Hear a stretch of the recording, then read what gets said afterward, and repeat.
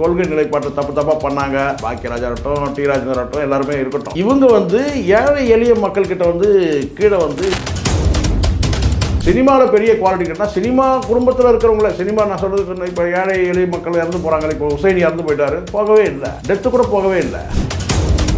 Martin குடும்பத்தில் மருமகன் அடையாளத்தை மட்டுமே வச்சுக்கிட்டு இவர் வந்து எளிதாக வந்து பிரசாந்த் கிஷோர் கிட்ட ரீச் ஆகிட்டு இருக்கிறாருன்றது தெரிய வருது. இன்னைக்கு வந்து தமிழ்நாடு அரசியல் கேட்டால் பலம் பொருந்திய கட்சியாக திமுக மட்டும்தான் இருக்குது. அதிமுக பலவீனமாக இருக்குது. இவர் வந்து ஒரு கூட்டணி மாறணும்னு சொன்னால் கூட வந்து அதிமுக தலைமையில் இவர் கூட்டணிக்கு போக முடியாது. அங்கே பிஜேபி ஆல்ரெடி அசைன்மெண்ட்டில் இருக்கிறாங்க. அப்போ இருக்கிற ஒரே கட்சி திமுக தான். அதை தாண்டி இவங்க கேட்டால் வந்து விஜய் கிட்ட வர முடியாது.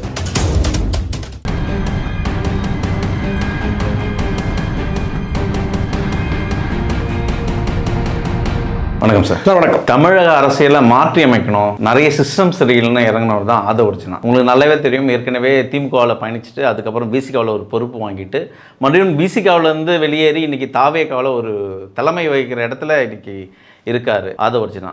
இன்றைக்கி அவரோட மைத்துனர், அதாவது அவரோட அக்கா மகன் ஒரு அறிக்கையை வெளியிட்டிருக்காரு. ஆதவ் அர்ஜுனாவுக்கும் எங்கள் குடும்பத்துக்கும் எந்த சம்மந்தமும் இல்லை, அவரோட கருத்துக்கும் எங்கள் குடும்பத்துக்கும் எந்த சம்மந்தமும் இல்லை அப்படின்ற ஒரு ஆதங்கத்தை வெளிப்படுத்துகிறார் ஜோஷ் மார்ட்டின். இதை எப்படி பார்க்குறது? அதாவது ஒரு விஷயம் சார், மார்ட்டின் குடும்பத்தில் இவர் மருமகனாக இருக்கிறாரு, இவர் எப்படி போய் மருமகனாக ஆனார், இந்த ஆராய்ச்சியெலாம் நமக்கு வேணாம். ஆனால் வந்து மார்ட்டின் குடும்பத்தில் ஒரு உறுப்பினர் இவர். இப்போ இதுவரையிலும் கேட்டால் இவர் வந்து எடுத்த பல்வேறு அரசியல் நடவடிக்கையில் மார்ட்டின் குடும்பத்தில் இருக்கும் யாரும் கருத்தை சொல்லவே இல்லை.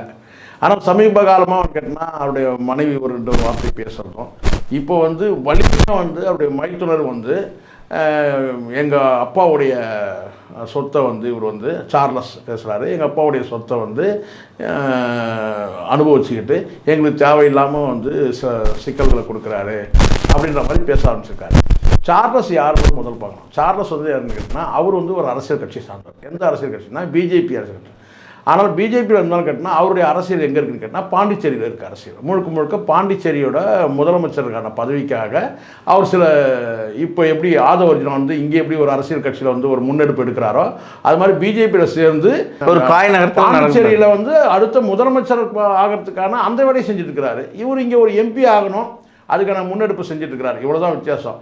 ஆனால் இப்போ வந்து இவ்வளோ நாள் பேசாத சார்லஸ் வந்து இப்போ ஏன் பேசுகிறாருன்னா, ஆதவர்ஜுனா வந்து அண்ணாமலை அவர்கள் வந்து கடுமையான விமர்சனம் வந்து கடந்த அந்த பொதுக்குழுவில் பண்ணியிருந்தார். என்னென்னு கேட்டால், புலியே அமைதியாக இருக்கும்போது இந்த ஆடு வந்து தேவையில்லாமல் வந்து தலையை உள்ள விடுது ஏதோ ஒன்று பேசியிருக்கிறாரு. நாங்கள் பிரியாணி போட்டுருவோம் ஆட்டம்லாம் ரொம்ப கீழ்த்தரமாக பேசியிருக்காருன்னு வச்சுக்கோங்களேன். ஒரு மாநில தலைவரை வந்து இப்படி பேசியிருக்காரு. சரி, மாநில தலைவர் இதுக்கு முன்னாடி இப்படி கேட்டால் பிஜேபி அண்ணாமலை எப்படி பேசியிருக்கிறாருன்னு கேட்டால் வந்து விஜய் வந்து ஒரு நடிகைகளை ஒப்பிட்டு வந்து அவர் கீழ்த்தரமாக பேசியிருந்தார். அதுக்கு பதிலடி கொடுக்குற விதமானு கேட்டால் வந்து வேறு யாராவது பேசியிருந்தாலும் கூட பரவாயில்ல, ஆதவர்ஜுனா பேசியிருக்கிறாரு அப்படின்னா ஆதவர்ஜுனா இப்படி பேசணும்னு கேட்டால் கண்டிப்பாக இந்த இடத்துல யாராவது ஒருத்தர் ரியாக்ட் பண்ணி தானே ஆகணும். அப்போ அந்த வகையில் வந்து கேட்டால் வந்து சார்லஸ் வந்து கேட்டால் அந்த பிஜேபி கட்சியில் இருக்கிற அந்த சார்லஸ் வந்து இந்த ஒரு அப்ஜெக்ஷன் சொல்கிறாரு. இப்போ தான் கடுமையான ஒரு வார்த்தை வைக்கிறார். எங்கள் அப்பாவுடைய சொத்துக்களை வந்து பணத்தில் வந்து வாழ்ந்துட்டுருக்கிற மார்ட்டின் வந்து இப்படி வந்து இதுக்கு வந்து ஆதவ் தரப்பில் இது வரைக்கும் எந்த ரியாக்ஷனும் இல்லை. ஏற்கனவே எல்லாருக்கும் தெரிஞ்சது தான். சரிங்களா, முழுக்க இவர் என்ன மன்னாரன் கம்பெனியில் வேலை செஞ்சார் ஆதவர்ஜுனா. முழுக்க மார்ட்டின் கிட்ட வந்து மார்ட்டினோட பணம் தான். மார்ட்டினோட பணம் யார்? பொதுமக்கள் கிட்ட கொள்ளையடித்த பணம் தான், லாட்ரி மூலமாக கொள்ளையடித்த பணம் தான். ஸோ இப்படி ஒரு அரசியல் வந்து இது இருக்குது. இங்கே ஒரு விஷயம் நம்ம வந்து கவனிக்கணும் சார். இங்கேனா இந்த ஆதவர்ஜுனா யாருன்றது நமக்கு நல்லா தெளிவாக தெரிஞ்சிடுச்சு. இவர் ஒரு பக்கம் லாட்ரி வியாபாரி. இந்த இடத்துல வந்து விஜய்க்கு என்ன குவாலிட்டி, ஃபஸ்ட்டு குவாலிட்டின்னு கேட்டிங்கன்னா நிறைய சம்பளம் வாங்கக்கூடிய ஒரு நடிகர், அவ்வளோதான். என்ன முதல் குவாலிட்டி விஜய்கிட்ட இருக்கிற ஃபஸ்ட்டு குவாலிட்டி என்னன்னு கேட்டால் தமிழ் சினிமாவில் நிறைய சம்பளம் வாங்கக்கூடிய ஒரு உச்ச நட்சத்திரம், அவ்வளோதான். ஒரு பக்கம் இவர் வந்து சினிமா வியாபாரி, இவர் வந்து லாட்ரி வியாபாரி. இந்த வியாபாரிகள் சேர்ந்து தான் கேட்டால் தமிழக மக்களுக்கு வந்து விடிவு காலத்தை தேடித்தரும்னு சொல்லிட்டு இருக்கிறாங்க. அடுத்தடுத்து நடவடிக்கைகள் என்ன பார்க்கலாம். ஆனால் இப்போ வந்து அந்த குடும்பத்துலேருந்து அந்த வார்த்தை வருது பாருங்கள், அதுதான் இங்கே முக்கியம். இப்போ இதுக்கு முன்னாடி பல பேர் சொல்லியிருக்காங்க லாட்ரி வியாபாரி வந்து மருமகன் சொல்லிட்டு பல பேர் சொல்லியிருக்கிறாங்க. ஆனால் அந்த குடும்பத்தில் இருக்கிறவரே வந்து என்ன சொல்கிறாரு கேட்டிங்கன்னா, எங்கள் அப்பாவுடைய பணத்தில் வந்து இவர் வந்து வச்சுக்கிட்டு இவர் வந்து கேட்டால் வந்து பல தேவையில்லாமல் சில அரசியல் நடவடிக்கைகள் நெருக்கடி கொடுக்குறாரு எங்களுக்கு அப்படின்ற மாதிரி சொல்லியிருக்கிறார். கவுண்டமணி ஒரு படத்தில் கிண்டலாக சொல்லுவார், இந்த தொழிலபத்தொலை தாங்க முடியலப்பா அப்படின்னு ஒரு வார்த்தையை முன்வைப்பார். அந்த சாயல் தமிழக அரசியலில் பயணிச்சுட்டே இருக்குது. இப்போது நீங்கள் யார் வேணால் விஜயகாந்த் இருக்கிறார், அவர் இப்போ சில பேர் கேட்குறாங்க என்கிட்ட கூட, என்ன ஏன் நீங்கள் சொல்கிறதுக்கு முன்னாடி சொல்கிறேன்னா, விஜயகாந்த் மட்டும் நடிகர் இல்லையா அப்படின்னு சொல்கிறாங்க, எம்ஜிஆர் நடிகர் இல்லையா, இவங்கெல்லாம் நடிகர் தானே. சரி ரைட், எம்ஜிஆர் அரசியலில் ஜெயிச்சார், விஜயகாந்த் அரசியல் கிட்டத்தட்ட ஜெயிச்சார் தான். என்கிட்ட எதிர்கட்சி தலைவர் வரைக்கும் வந்துட்டார் அவர். அதுக்கப்புறம் உடல்நிலை சரியில்லை, அவருக்கு ஒரு இறங்குமுகம் ஆயிடுச்சு. ஆனால் எதிர்கட்சி தலைவராக வரைக்கும் வந்து உட்காந்துட்டார். அப்போ இவங்க 2 பேர் ஜெயித்தாங்க, மற்றவர்கள்லாம் ஏன் ஜெயிக்கலை அப்படின்னு கேட்டிங்கன்னா, மற்றவர்கள்கிட்ட வந்து குவாலிட்டி அரசியல் புரிதல் இல்லை, அவங்கக்கிட்ட அரசியல் வந்து பார்த்திங்கன்னா வந்து கொள்கை நிலைப்பாட்டை தப்பாக பண்ணாங்க அப்படின்னு நம்ம சொல்லவே இல்லை. அது பாக்கியராஜா இருக்கட்டும், டி ராஜேந்தர் இருக்கட்டும், எல்லாருமே இருக்கட்டும். ஆனால் இவங்க வந்து ஏழை எளிய மக்கள்கிட்ட வந்து கீழே வந்து இவங்க வந்து இறங்கி போனாங்க.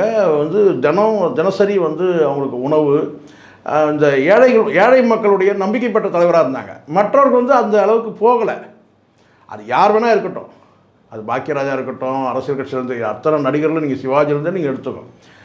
இந்த 2 பேர் எப்படி ஜெயிக்க முடியுதுன்னு கேட்டிங்கன்னா, ஏழை எளிய மக்கள்கிட்ட இறங்கி போய் அவங்களுக்கு தேவையானதை செஞ்சாங்க. வீட்டில் எந்த நேரமும் சாப்பாடு, இதெல்லாம் வந்து கேட்டால் வந்து சாதாரண மக்கள்கிட்ட வந்து கேட்டால் வந்து கூலி தொழிலாளிகிட்டையும் வந்து மூட்டை தூக்குற தொழிலாளிகிட்டையும் வந்து ரீச் ஆனாங்க. மற்ற நடிகர் ரீச் ஆகலை. அதனால் அவங்களால வந்து ஜெயிக்க முடியல. அதுதான் நம்ம முதல் பார்வையாக நம்ம இருக்கணும். விஜய் அப்படி ஏதாவது இருக்கிறான்னு கேட்டால், விஜய் கிட்டத்தட்ட வந்து கேட்டால் வந்து எப்படி வந்து பாக்கியராஜ் எப்படி இருந்தார், டி ராஜேந்தர் எப்படி இருந்தார், இப்படி தான் இருக்கிறார தவிர, ஒரு அறியப்பட்ட நடிகராக இருக்கிறார தவிர, ஏழை எளிய மக்களுக்கு வந்து பார்த்திங்கன்னா அவர் இது வரைக்கும் அந்த மாதிரி குவாலிட்டி இல்லவே இல்லை. பரவலாக சினிமாலேயே என்ன சொல்கிறான்னு கேட்டிங்கன்னா, சினிமாவில் பெரிய குவாலிட்டி கேட்டால் சினிமா குடும்பத்தில் இருக்கிறவங்கள, சினிமா நான் சொல்கிறதுக்கு இப்போ ஏழை எளிய மக்கள் இறந்து போகிறாங்களே, இப்போ உசைனி இறந்து போயிட்டார், போகவே இல்லை, டெத்து கூட போகவே இல்லை. பத்ரி படத்தில் அவர் கூட நடித்தவர் விஜய். ஆனால் அதே வந்து கேட்டால் நீலாங்கரையில் வந்து மனோஜோட உடல் போகிறான்னு கேட்டால் பக்கத்து வீட்டிலேருந்து வரலன்னு சொன்னால் அசிங்கமாயிரும்ல, அதுக்காக போனார். அப்போது நல்லது கட்டத்தில் சினிமா துறையிலேயே நல்லது கட்டத்துக்கு அவர் போகாத ஒரு மனிதர். ஏழை எளிய மக்கள்கிட்டையோ கட்சியோட நிர்வாகிகள்கிட்டையோ அதாவது சாதாரண மக்கள்கிட்ட ஒரு இறங்கி போகாத ஒரு மனிதர். ஒரு கேட்டால் ஒரு அலமாரியில் வைக்கப்பட்ட ஒரு என்ன சொன்ன ஒரு அலங்கார பொம்மை தான். இன்னும் ஒரு பண்ணையார் அரசியல் தான் இருக்கிறார். அப்படி இருக்கும்போது அதுதான் இங்கே அந்த டிஃப்ரென்ஸ். எம்ஜிஆர் விஜயகாந்த் அந்த மாதிரி இல்லைன்னு சொல்லலாம். ஆதவர்ஜனாவில் ஒரு 2 பார்வையாக பார்க்கப்படுது சார் அரசியலில். அதாவது ஆதவர்ஜனா ஒரு கட்சியிலிருந்து இன்னொரு கட்சிக்கும் சரி, இன்னொரு கட்சிக்கும் இந்த 3வது கட்சியாக வந்திருக்காரு. அவரோட அஜெண்டாக்காக அரசியலில் பயணிக்கிறாரா, இல்லை கட்சியோட அஜெண்டாவுக்காக அதில் இணைகிறாரா? இன்னொன்று, அவர் பேசுகிற ஒரு அரசியலில் வந்து ஒரு தலித்தான அரசியலாகவே பேசிகிட்டு இருக்கார். இல்லை சார், நான் பார்த்த வரைக்கும் கேட்டால் எந்த பார்வையும் வாய்ஸ் ஆஃப் காமன் அவர் வச்சுக்கிட்டா அதை வந்து இப்போ தான் அவர் வந்து அதில் என்ன பெரிய சாதிச்சார்னு இது வரைக்கும் நமக்கு தெரியவே இல்லை. திமுகவோட ஒரே ஒரு விஷயம், மார்ட்டின் குடும்பத்தில் மருமகன், அந்த ஒரு என்ன சொல்ல கேட்டால் அந்த ஒரு ஸ்தானத்தை மட்டுமே வச்சுக்கிட்டு, அந்த அடையாளத்தை மட்டுமே வச்சுக்கிட்டு இவர் வந்து எளிதாக வந்து பிரசாந்த் கிஷோர்கிட்ட ரீச் ஆகிட்டு இருக்கிறாருன்றது தெரிய வருது. பிரசாந்த் கிஷோர் மூலமாக வந்து கேட்டால் வந்து டிஎம்கேக்கு இவர் வேலை செஞ்சு தெரிஞ்சிடுச்சு. அப்போ டிஎம்கேக்கு வேலை செஞ்சுட்டு அங்கே இவருடைய சில எதிர்பார்ப்பு வைக்கிறாரு, அது நடக்கலை. எம்பி சீட்டு வேணும்னு கேட்குறாரு, அது நடக்கலை. அது ஒன்றே கேட்டால் அங்கேருந்து விலகி வந்து கேட்டால் வேறு ஒரு ரூட்டு போடுறாருன்னு கேட்டால் 3 சீட்டு வாங்கி விசிகாவில் வாங்கிடலான்னு சொல்லிட்டு விசிகாவில் வராரு. ஒடுக்கப்பட்ட மக்களுக்கான கட்சி கேட்டால் அவருக்கு பெரிய வரவேற்பு கொடுக்குறாங்க. கட்சியில் இணைஞ்ச உடனே வந்து கேட்டிங்கன்னா வந்து அவருக்கு துணை பொதுச் செயலர் பதவி கொடுத்துட்டாரு அண்ணன் திருமா. அவ்வளோ அவசரம் தேவையே இல்லை. என்ன குவாலிட்டி இருக்குது, எதுக்காக இவருக்கு வந்து கட்சியோட துணை பொதுச்சாளர் சேர்ந்தவுடனே கட்சியோட துணை பொதுச்சாளர் கொடுப்பாங்களா யாராச்சும், ஆனால் அவர் கொடுத்தாரு. அது நோக்கம் என்னன்னு கேட்டால் அடுத்தது ஒரு 3 சீட்டு கேட்குறாரு. அந்த 3 சீட்டு வழங்கப்படாமல் 2 சீட்டு தான் வழங்கப்படுது. அதில் ஒரு சீட்டு கூட வந்து பார்த்திங்கன்னா வந்து ரவிக்குமாருக்கு தான் கொடுக்கணுன்ற ஒப்பந்தத்தின் அடிப்படையிலேயே வந்து அவருக்கு வந்து சீட்டு வழங்கப்படுது. அதுவே ஒரு நெருக்கடி தான் அண்ணன் திருமாவுக்கு. அதை ஓரளவுக்கு இவர் அட்ஜஸ்ட் பண்ணி தள்ளுறாரு. ஆனால் அடுத்த கட்ட நடவடிக்கைன்னு கேட்டால் சட்டமன்ற தேர்தல் தான். அப்போ வந்து இவர் கேட்டால் வந்து அதாவது திருமாவர்களுக்கு ஒவ்வாத கருத்துக்களை வைக்கிறாரு. அவருடைய நெளிவு சுழிவாக அவர் கலந்து வந்து டிஎம்கேவோட போகணும்னு நினைக்கிறார். ஏன்னா அவருக்கு டார்கெட்னு கேட்டால் 2 எம்பி தான் சட்டமன்ற உறுப்பினர் ஆகி வந்து கேட்டால் கட்சியை வந்து கேட்டால் அடுத்த கட்டத்துக்கு கொண்டு போகணும். அங்கீகாரம் வாங்கியாச்சு. 2 எம்பி, ஒரு 6 எம்எல்ஏல ஒரு 4 எம்எல்ஏக்கள் வந்து 6 எம்எல்ஏல கூட உங்களுக்கு நல்லா தெரியும்னு கேட்டால் வந்து 3 பேர் வந்து கேட்டால் வந்து 2 பேர் வந்து நான் தலித்து உங்களுக்கு தெரியும், ஒருத்தர் வந்து ஷெட்யூல் கம்யூனிட்டின்னு சொல்கிறாங்க, ஒருத்தர் மட்டும்தான் வந்து ஒருத்தர் ஷெட்யூல் ட்ரைபு, ஒருத்தர் ஷெட்யூல் கம்யூனிட்டி, இப்படி தான் சொல்கிறாங்க. அந்த 4 எம்எல்ஏக்கள் கூட அண்ணனுடைய தீவிர விசுவாசிகள் தான் கொடுத்தாங்க. 1 இயர்ஸ் எல்லாம் கொடுத்தாரு, ஒரு ஜெயிக்க முடியாமல் போச்சு. இல்லை சொல்கிறேன்.